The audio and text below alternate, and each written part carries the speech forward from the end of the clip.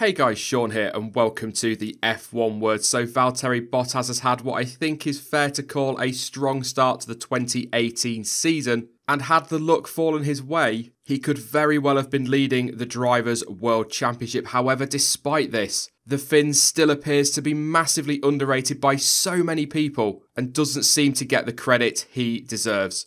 Now, when I started this channel back in 2017, I always said that I would remain completely unbiased and completely honest, so I will be the first to hold my hands up and say that I sold him so massively short throughout the winter. Looking back at it, I kind of felt like he didn't have a particularly brilliant 2017, a little bit underwhelming, and I believe at times I even said that it wasn't good enough for a driver in what was one of the fastest cars last season.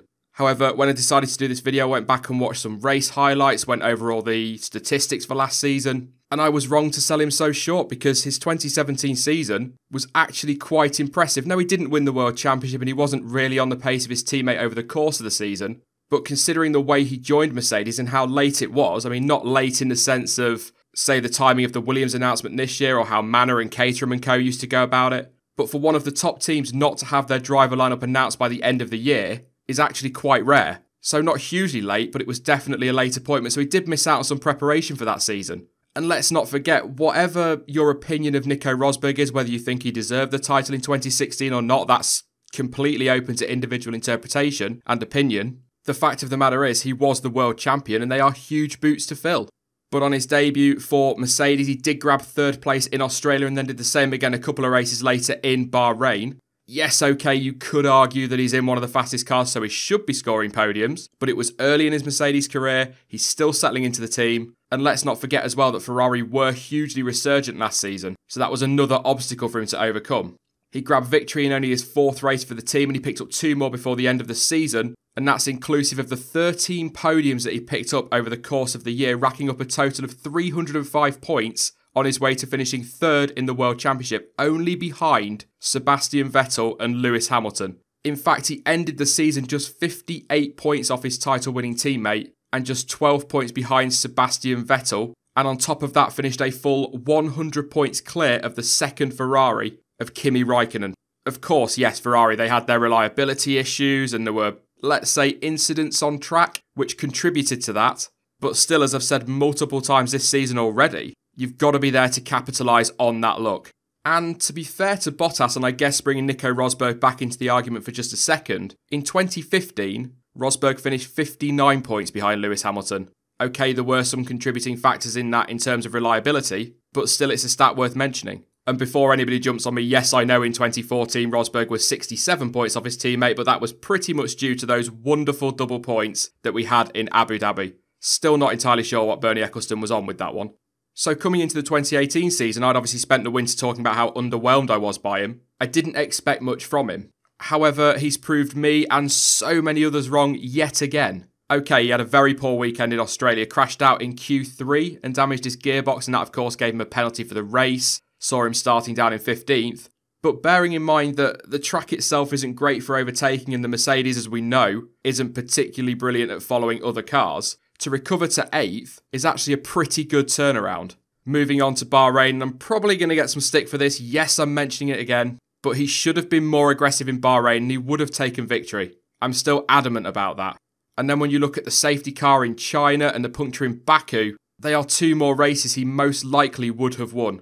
And as I said at the start of the video, if everything had gone his way this year, if the luck had fallen into place for him, he would be top of that championship. Not by much, in fact, possibly by as little as a point. But he would be top, and it's only because really of bad luck that he's not.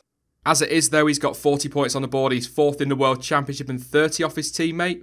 You know, that's not impossible to turn around over the course of the season, but it's still quite a gap when you consider how good he's been so far this year. You know, I would argue that he's had the measure of Hamilton, possibly even being quicker than him, particularly on race pace. And although, yes, Hamilton's got the title lead, in terms of overall performance, I would say out of the two of those, Bottas has had the better start to the year.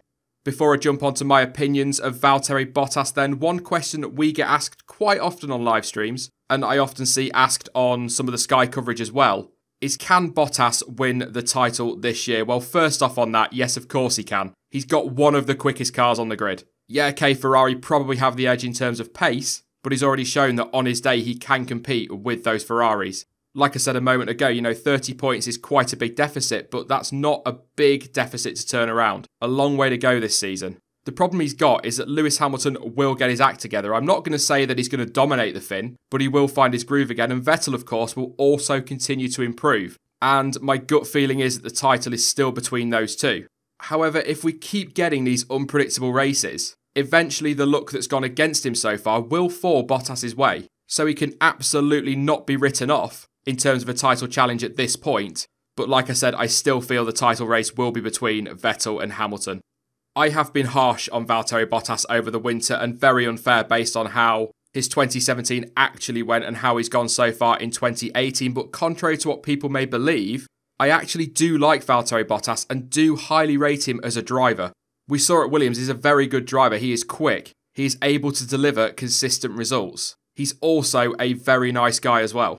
The problem is, in terms of going for, say, a world championship, I think he lacks that ruthless streak to bring it up once again. Look back to Bahrain. If he'd had that ruthless streak, that aggressive side to him that you need to win a world championship, as Daniel Ricciardo would say, he would have sent it and should have. And without that side to him, he will struggle to take a title. There's been a lot of talk lately about Bottas being replaced at the end of this year. Daniel Ricciardo's name has been mooted quite a lot. Talk of George Russell, some still seem to feel that Wehrlein's in with a shout. I mean, looking to 2019, Mercedes and Toto Wolff have already said that they're not looking to Daniel Ricciardo for next year. They've also been fairly vocal of the fact that if they do need to find a replacement driver, they would prefer to look within the Mercedes family. So that does bring Russell and Wehrlein into the equation, I guess. But based on 2018 so far and the consistency delivered in 2017, I don't see any reason for Mercedes to look to replacing Valtteri Bottas. He is more than good enough to be in that car and is continuing to prove that he is deserving of that seat. And to be perfectly honest, if he continues to perform the way he has so far this season, there is absolutely no reason why he shouldn't be in that Mercedes seat in 2019. They are, of course, though, just my thoughts and opinions on Valtteri Bottas, but what are yours? Do you think the Finn is capable of winning a world championship? And where do you see him in 2019? Let me know your thoughts in the comment section down below. Now, as things stand, the channel is on the brink of hitting 30,000 subscribers, an incredible milestone that I genuinely never believed would be possible. So, if the channel does hit 30k by this time tomorrow, I will be back at 7 PM UK time for a 30k midweek livestream special. But after that, I will be back on Thursday with the Spanish Grand Prix preview. But in the meantime, you can follow me on social media. Links to Twitter, Instagram, Facebook, and to Discord are all in the description down below. But as ever, thank you for watching. I've been Sean. This has been the F1 Word. And until next time, goodbye.